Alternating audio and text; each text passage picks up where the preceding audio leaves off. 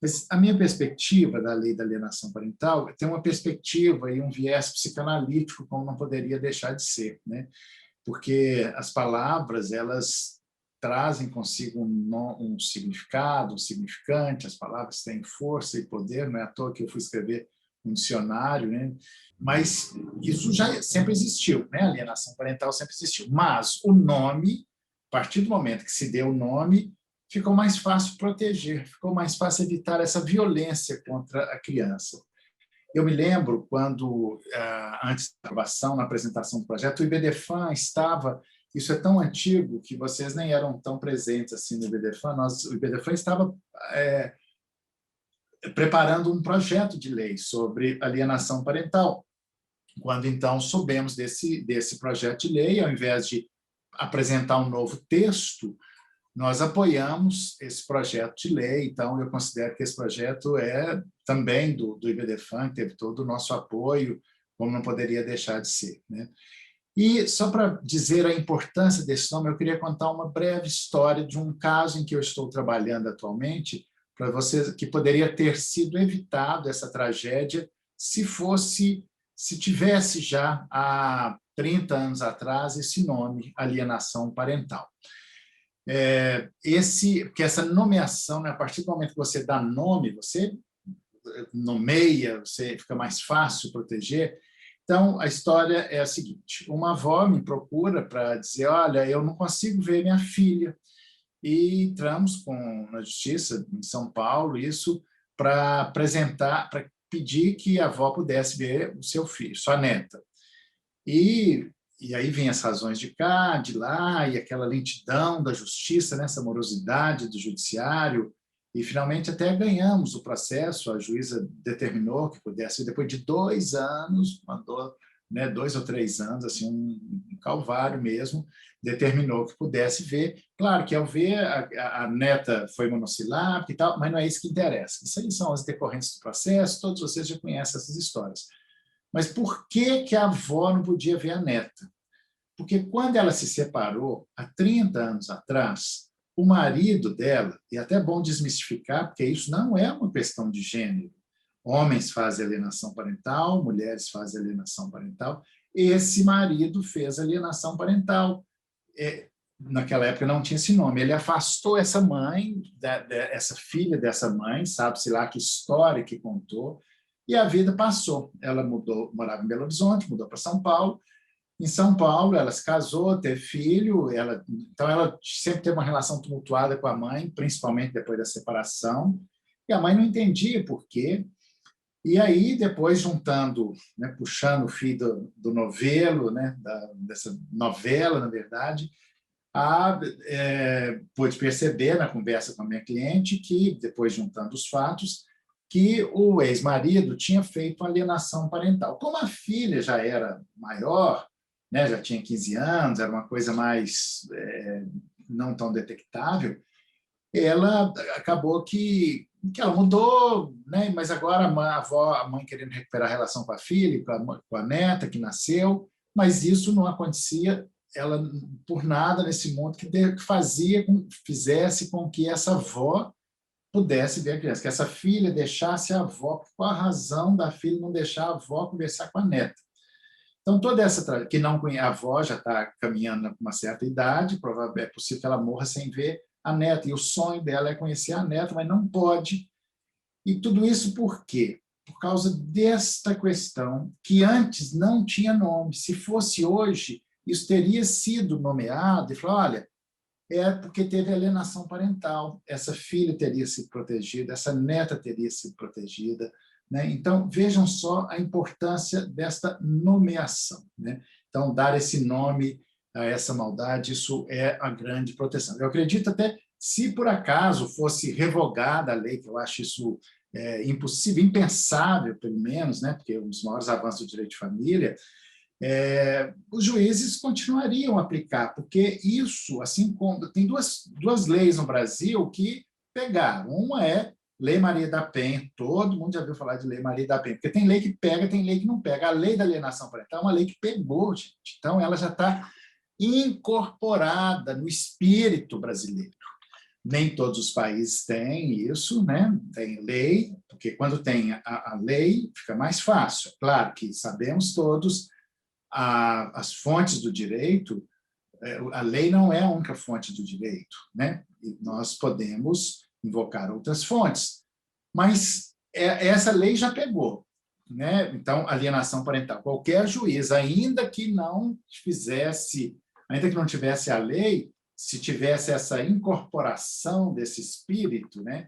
Isso acho que um juiz aplicaria. Mas, claro, tendo a lei fica muito mais fácil, porque os juízes precisam desse respaldo legal, né? E aí, a lei da alienação parental, todos vocês, todo mundo que está aqui já conhece, porque está, né, não vou dizer o que vocês já sabem, mas é uma lei que pegou.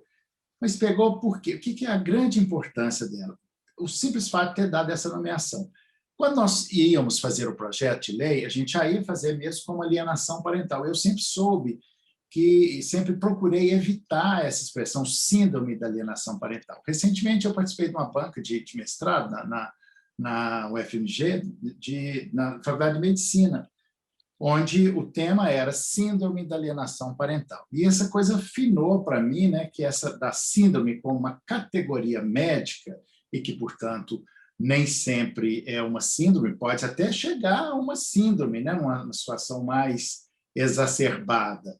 Mas isso não era. A síndrome é uma alienação parental. Muitos doutrinadores, muitos até julgadores ainda usam essa expressão síndrome da alienação parental. Então, nós temos que começar a usar as expressões corretamente, porque uma das coisas também que devemos pensar, às vezes não tem uma alienação parental, mas tem atos de alienação parental, que na somatória pode fechar a equação igual alienação parental. Então, muitas pessoas, vocês todos aqui, acho que a maioria é advogado, né? A gente recebe todo dia gente lá assim, ó, ele está fazendo alienação parental. Tem até uma banalização disso, né? Assim, da alienação parental, e eu tenho muito cuidado com isso, com medo disso ser banalizado, porque isso é muito importante. Mas as pessoas falam, está fazendo alienação parental. Eu acho bom quando ouço isso, porque eu vejo que é uma lei que pegou. Todo mundo já leu alguma coisa no Dr. Google, né? O Google hoje conta tudo, né? Eles quando vão fazer uma consulta, eles já sabem, eles quase que vão lá para poder confirmar depois de ter consultado o oráculo, né? O Google é um oráculo aí que sabe tudo. Então, só não sabe, é um oráculo. Então, as pessoas chegam e falam, mas nem sempre está caracterizado a alienação parental, né? A alienação parental, ela pode ter atos, né, que na somatória pode... Então, é importante a gente ter essa noção, assim, olha, nem sempre a gente precisa fechar a equação que ali tem alienação parental, mas tem atos de alienação parental que na somatória podem fechar a equação. Agora, o importante, do ponto de vista psicanalítico, é a gente entender que que a criança, que é a vítima maior, né? Eu fico na dúvida, ainda hoje eu tenho dúvida se as pessoas que fazem alienação parental, seja o pai, seja a mãe, eu já tive tanto mãe que fez quanto pai que fez ato de alienação parental. Se eles têm noção do mal que estão fazendo para os filhos, né? Assim, vocês têm essa dimensão, ou se é inconsciente. Porque não é possível que alguém, em sã consciência, possa fazer mal ao próprio filho. Essa é uma questão que eu tenho comigo ainda, né? Assim, na minha prática, na minha clínica do direito. Será que tem noção do mal que está fazendo para os filhos, né? Fazendo isso? E a alienação parental, às vezes, ela é feita dentro do próprio casamento, né? Que é falar mal do outro. Que, aliás, é igual a gente fala, aquela história assim, ó, eu não te dou o divórcio, acabou com isso, né? Depois da emenda constitucional, não tem mais essa história, eu não te dou o divórcio. Também na lei da alienação parental, quando isso solidificando, essa história assim, ó, não pode mais falar do outro, né? Do outro genitor, do outro pai, né? Eu fico tentando evitar essa palavra genitor, mas às vezes não cabe outra no lugar, porque genitor nem sempre é o pai, né? Nem sempre é a mãe, genitora nem sempre é a mãe. Então, nós temos que ter cuidado com as palavras, assim como devemos ter cuidado com as palavras, de não permitir, de não usar a palavra, a expressão visita, né? O Estatuto da Criança e do Adolescente já fala isso desde 1990, até hoje as pessoas continuam falando visita. O pai visitante, pai não é visitante, pai deveria se recusar a ser chamado de visitante, isso é assim, isso é uma afronta, né? Bom, mas tudo isso está dentro de um contexto patriarcal, de um declínio do patriarcalismo, cuja cultura da guarda compartilhada está sendo implementada. E, claro, a guarda compartilhada pode funcionar como antídoto da alienação parental. Quando ela é detectada no começo, porque o objetivo não é punir, é evitar, mas a punição, às vezes, ela é necessária. Ela é necessária por quê? Porque essa é a função do direito, né, gente? O direito ele vem colocar limite externo em quem não o tem internamente. Como diz Hannah Arendt, o direito é uma sofisticada técnica de controle das pulsões. Nós temos que barrar o gozo. Isso é o gozo, assim, né? Esse gozo mortífero, né? Que é o gozo esse gozo perverso, imagina, fazer mal para o próprio filho. E será que não vê que está fazendo mal para o próprio filho, né?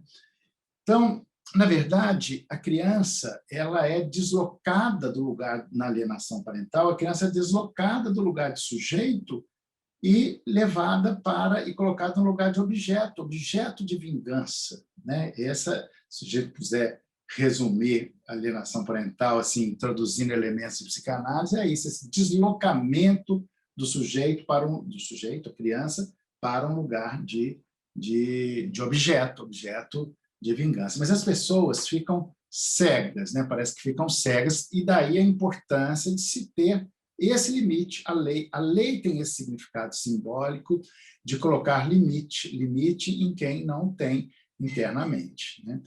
E eu atendi recentemente um outro cliente que eu quero trazer para vocês aqui, é de uma pessoa um homem de São Paulo que me procurou dizendo que acha que a partir desses casos concretos fica muito mais fácil e palatável e possível a gente engendrar as teorias, né? Porque nós estamos falando aqui de teorias, né, da lei, vai mudar, vai alterar, mas a partir dessas reflexões de casos concretos, a gente fica bem mais fácil. Então, é o último caso que eu vou contar, prometo, tem vários, mas assim, esse último caso que me impressionou muito, que é o casal se separou, sempre é assim, né?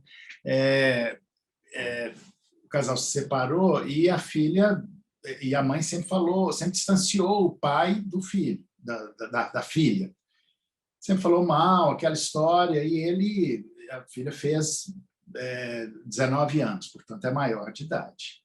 E ele me contando a história, eu não tive dúvida nenhuma de que ela praticou vários atos de alienação parental que consolidou-se em uma alienação parental.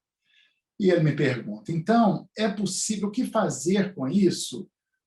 Isso aí é uma evolução, né, e um desdobramento, né? O que fazer com isso? A minha filha já tem 19 anos, eu não posso imputar à mãe, eu vou entrar contra a mãe, mas a filha já é maior, tem que entrar com ela para entrar contra a filha, como é que vai ser isso? Né? Então, cheguei à conclusão seguinte, que ele vai entrar, foi a minha recomendação, né?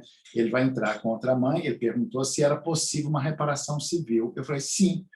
Então, qual é o resultado? O que eu disse? Ele pode entrar com uma reparação civil e sugerir a ele, falar, mas eu não quero dinheiro. Tá, mas você não precisa de dinheiro. Dinheiro, o valor é simbólico. Você pede, como eu fiz em várias ações de abandono afetivo, que o dinheiro seja destinado a uma instituição de crianças abandonadas, por exemplo, né? Porque isso já entra com mais força. Porque isso é um ato, é uma coisa... Porque ele nunca mais vai recuperar a relação com essa filha, que está com 19 anos, acabou a relação deles. Mas, pelo menos, a única saída, né? Porque querem que a gente dê uma solução. Qual é a solução jurídica? Porque o nosso desafio como advogados é pegar essa confusão da subjetividade e transformá-la em objetividade dos atos e fatos jurídicos. Eu disse, então, você vai entrar com a reparação civil, né, e peça um valor simbólico, mande para o que seja destinado essa indenização, essa reparação civil para uma instituição de crianças carentes, por exemplo. porque a mãe tem responsabilidade nisso, né? O direito civil, o direito de família, ele está cada vez mais próximo da responsabilidade civil. Isso desde que nós abandonamos definitivamente, com a emenda constitucional 66, a ideia de culpa, que a culpa é paralisante do sujeito e a responsabilidade constrói. Então, a responsabilidade civil está muito próxima, cada vez mais próxima do direito de família.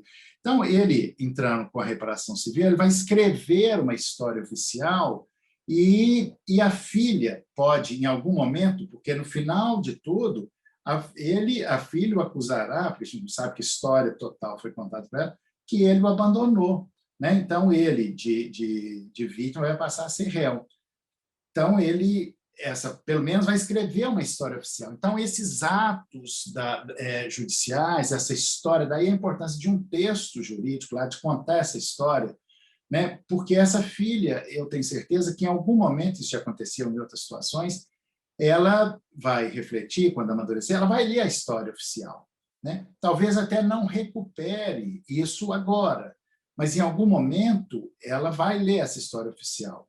Mesma coisa a história do abandono afetivo, que, aliás, é o outro lado da moeda, né? da alienação parental. Muitas das ações que eu entrei era para poder dizer dessa história que para ter uma história oficial, porque nem que seja para dizer, pai, por que me abandonaste? Né? O Estado, e aí essa representação simbólica do Estado, o grande pai, vai ter que saber aquilo ali. Então, voltando para esse caso, para a gente ir encerrando, esse filho, essa filha, em algum momento, vai ler essa história oficial e vai saber, quem sabe, na maturidade, dessa alienação parental. Bom, mas por que eu falei desses casos? Eu falei para realçar a importância da alienação parental e a dimensão dela, que nós, às vezes, nem temos ideia disso. Todos vocês talvez conheçam pessoas que tiveram que sofrer alienação parental no passado, e na época não tinha nome, e ficou por isso mesmo. Mas aí, muitas pessoas sofreram, tiveram isso, e ninguém vai saber. Eu soube desses dois casos, de pessoas maiores, cujas crianças se tornaram maiores, porque vieram até mim, porque procuraram, porque tem alguma noção, ele era advogado e tal. Mas quantas pessoas sofrem com isso, continuarão sofrendo com isso? Então, essa lei da alienação parental, ela é, sim, da maior importância, né? Ela tem uma importância política, simbólica, né? E revogá-la seria um grande desserviço. Mas, ok, a lei é perfeita? Não, mas eu não vou entrar nisso aí, porque você sabe disso mais do que eu, os pontos em que nós precisamos avançar. Mas como era a primeira fala, a fala de abertura, eu queria apenas realçar assim, a importância disso e de como isso lá na frente repercute nas pessoas. Nós temos que ter essa noção, essa consciência. Claro que, e aí eu recomendo, além de psicanálise, eu sempre nos últimos tempos, né, desde que eu escrevi o dicionário, que eu estou interessado na arte, né? Então eu quero terminar isso aqui recomendando um filme. É uma pena que não dá para passar aqui. É um filme antigo, talvez vocês ainda não estavam ainda na ativa, né? Porque eu sou muito antigo, vocês são muito novos. Mas é um filme que ao final eu tenho nesse livro aqui, que Direitos de Família, tá, na segunda edição eu faço uma filmografia. E esses filmes, porque quando a gente vê o direito pelo olhar, pela ótica da arte, a gente consegue aprofundar muito mais. Então, eu só queria fazer a indicação dos filmes que eu falo aqui, deixa eu achar aqui onde é que está, tem aqui, 446, um que chama Acusação.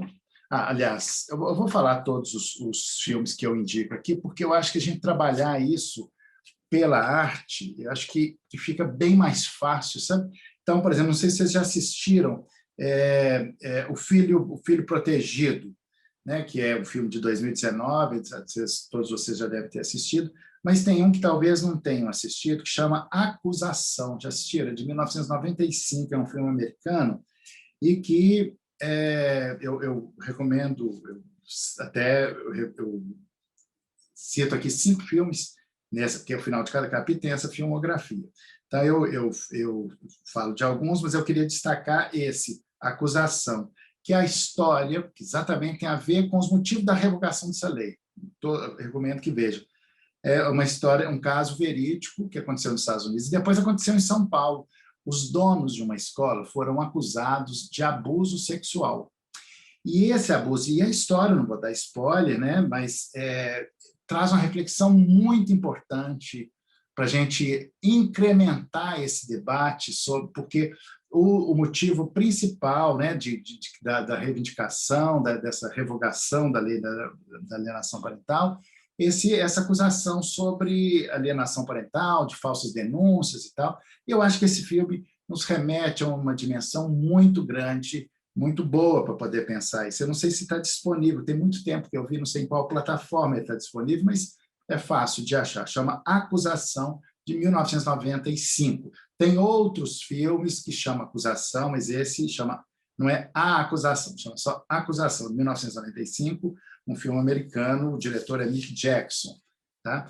Então, é isso. E assim eu termino a minha breve fala, até ultrapassei o meu limite, desculpe, Renata, mas eu não poderia deixar de falar da acusação, porque é o ponto nevrálgico, né, dessa revogação. Muito obrigado por me ouvirem e eu vou continuar aqui com vocês.